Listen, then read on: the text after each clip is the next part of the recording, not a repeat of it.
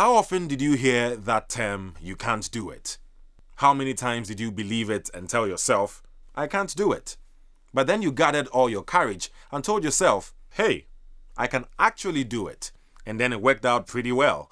Well, let me introduce you to someone who will show you that even the sky isn't the limit. Kwezi Qika didn't know how to swim, but that didn't prevent him from becoming South Africa's first black surfing professional. He won the South African Junior Longboard Championship in 2005 and climbed to 43rd in the world rankings. What a brave guy.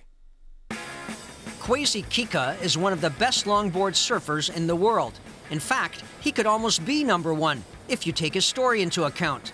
Kwezi learned to surf in the turbulent Atlantic Ocean, even before he could swim.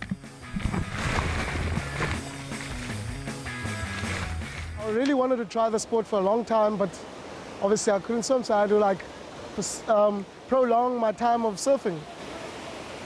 It was very, very scary when I did eventually come over the fear of not knowing how to swim and stepping up to going in the water and being in the water where I can't swim. But I was so dedicated that I looked past that.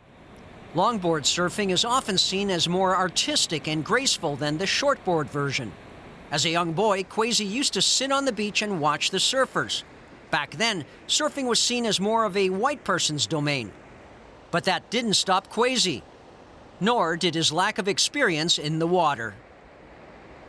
I sat on the beach watching them, and I was so fascinated with these nice turns they were doing, and they'll come out and talk about how nice turns I had, and I felt so out. So then I told him, "Listen, I actually really want to try." He was like, "Really?" and was really stoked and gave me my first board and suit and showed me the basics on the beach, and I was hooked. That was when Kwezi was 9 years old, and ever since then, he and his surfboard have been inseparable. He actually surfed for 3 years before he even learned to swim. All he had to depend on to save him out in the water was his board. But it wasn't just any old board. I was lucky. My mom actually bought me a board, which cost her, I think, close to 800 Rand. But she managed to get that for me.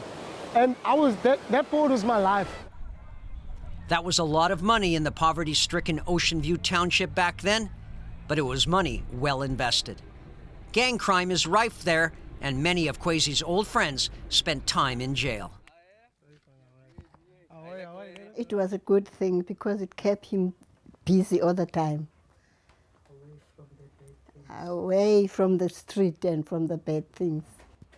Kwezi has become a popular trainer for affluent would-be surfers along Cape Town's beaches. He also has sponsoring contracts. But his heart is with Ocean View and the kids there who attend his free lessons. Go to school, surf, because basically when you surf, you get yourself tired, and just go out there and just you in the ocean, you understand? Nothing is stopping you there. That's where you are free, that's like your office. And I think that was my call. Actually, even if you stay in the hood, doesn't mean your dreams are crushed, there's still potential.